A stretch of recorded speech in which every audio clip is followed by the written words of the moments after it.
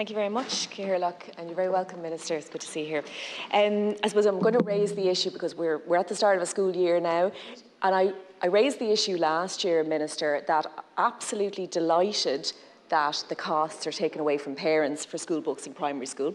I believe that it should be the same across the entire school system. However, my major concern here is that an industry developed around school books, and that industry now, that the tab for that industry is being picked up by the state. And so there's the cost element of school books, but there's also the pollution element. And we know that hundreds of thousands of books are dumped at the end of school years.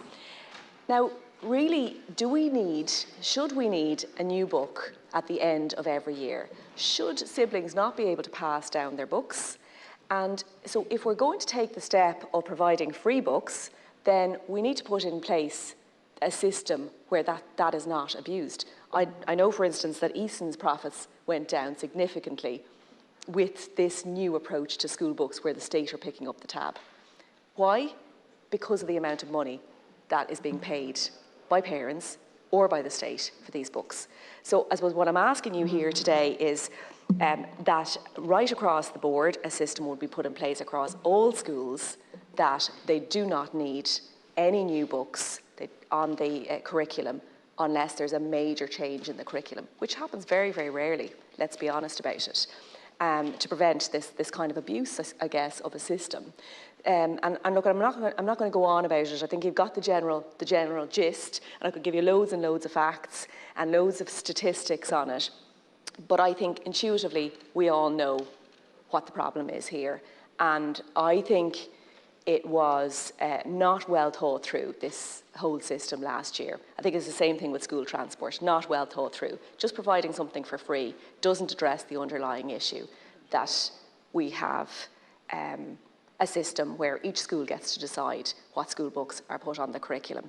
And I know, and just to say, I do know that actually the majority, I think it's something like 96% of schools offer a rental scheme in the school, but that becomes defunct if you're providing free books.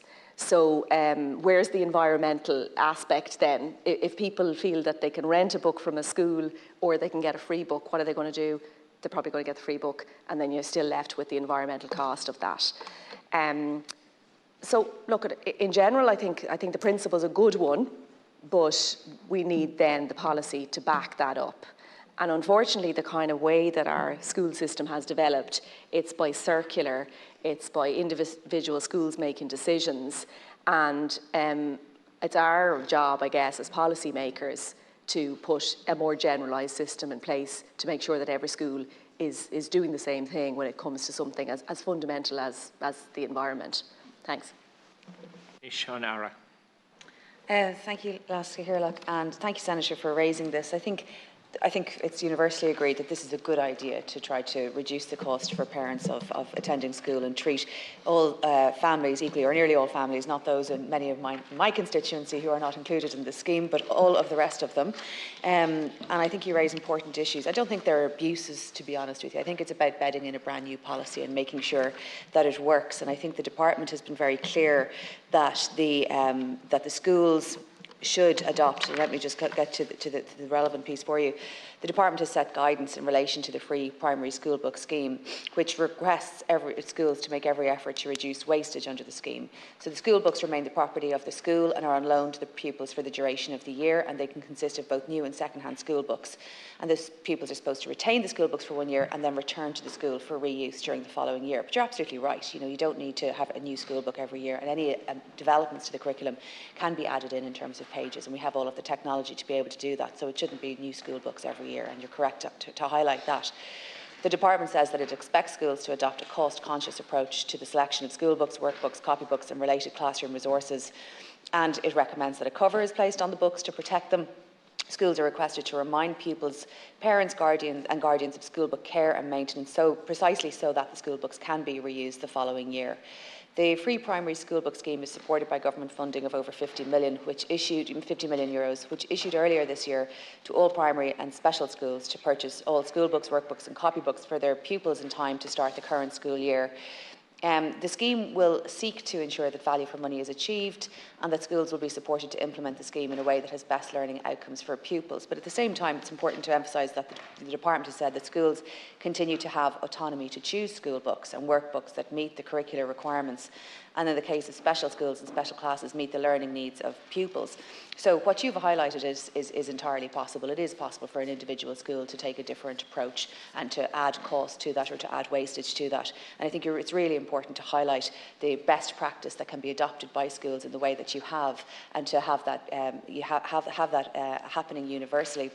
But I think this year is the first year, and it really is about what happens next year. So you know, and how they manage the great resource that has been provided in the best interest of the environment, in the best interest of the learning opportunities that are there, and in the best interest of, you know, maintaining a reasonable cost to the state for the different needs.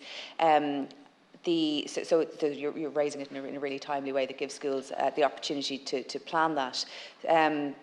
So I think I might leave it at that and allow your response. Yeah, thanks very much, Minister. And I guess, like, your response does highlight what the issue is here. And the issue is a system was put in place without the policy backing up what was going to happen on for these individual schools. So I believe that you know, we need an overall system. There's no skin off the nose of an individual school bringing on board a new school book. But this is a cost to the state and it's a cost to the environment. So it's the job of government and it's a job of the Department of Education to ensure that the system is in place, not an individual school.